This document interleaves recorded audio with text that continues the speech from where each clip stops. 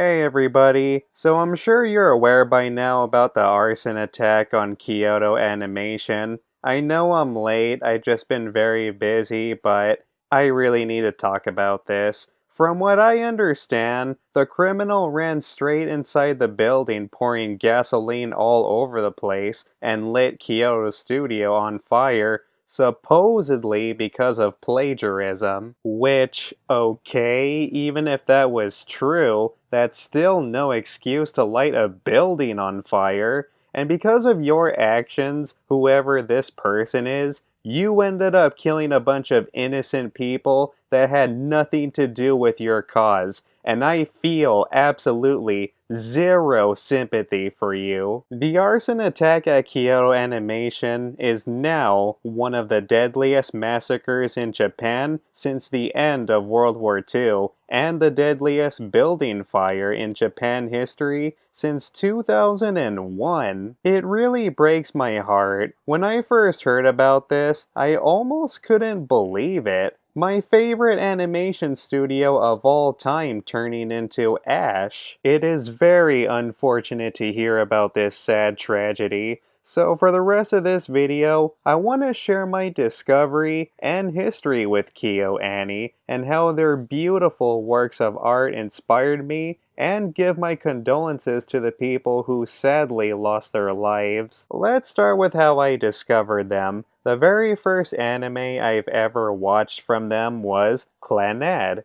I was in middle school going through a hard time. One summer break, like I used to do with every break, is stay up all night playing video games and watching TV. One night on cable, because this was around a time when cable was popular, I went on demand, and for some reason, I wanted to watch something different, and I was in the mood to give anime a try. I mean, I've seen a couple anime shows like Pokemon and Yu-Gi-Oh, but never really paid attention. As I was scrolling, there it was. Just the name alone caught my attention, and that anime was called Clannad.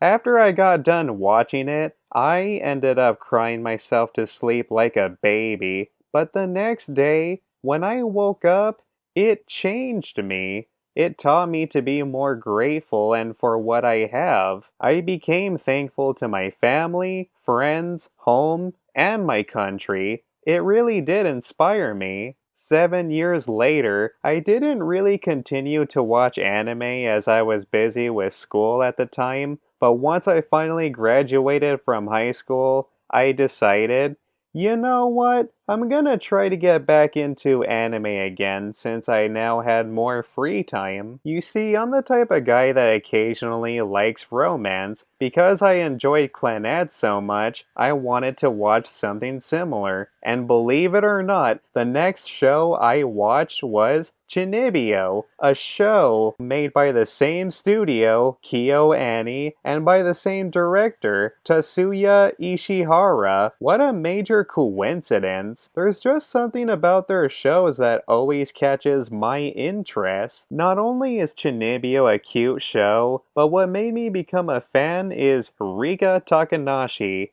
Man, I love her. She immediately became one of my favorite female anime characters, probably one of my favorite characters of all time. She is so adorable and funny. But of course, I don't just like her because of her looks. I like her for who she is. She reminds me of myself when I was a kid. I had a powerful imagination. I would make believe all the time to where people thought I was weird. She even inspired me to write a book at one point, writing a character similar to her. And just when you thought it couldn't get any better, Kyoto makes another masterpiece that is a silent voice. It's crazy how this show came out not too long ago. What I like about this film is it really brings awareness to those being mistreated simply because they're different. I can really relate to Shioko. For those who don't know, I was born with Asperger's syndrome,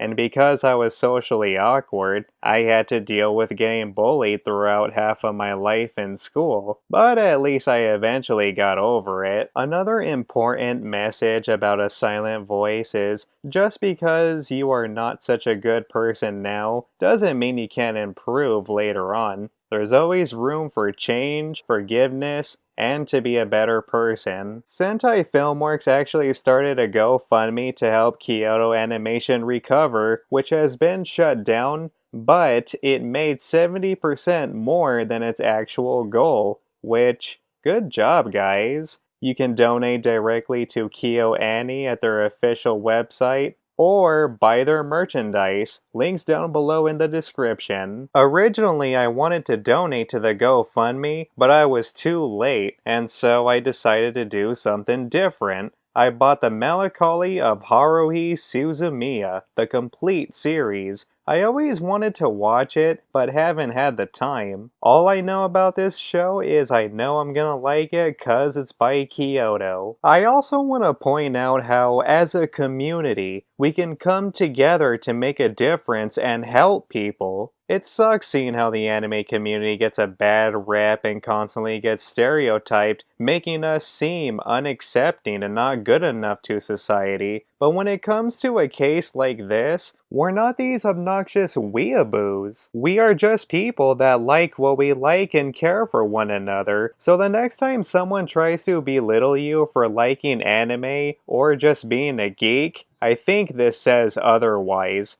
I just hope that something like this doesn't happen again, or at least not anytime soon. Rest in peace to the lost lives of Kyo Annie. Thank you so much for all of your hard work and bringing so much joy and inspiration to the world. Your efforts will always be remembered, but most of all, in our hearts.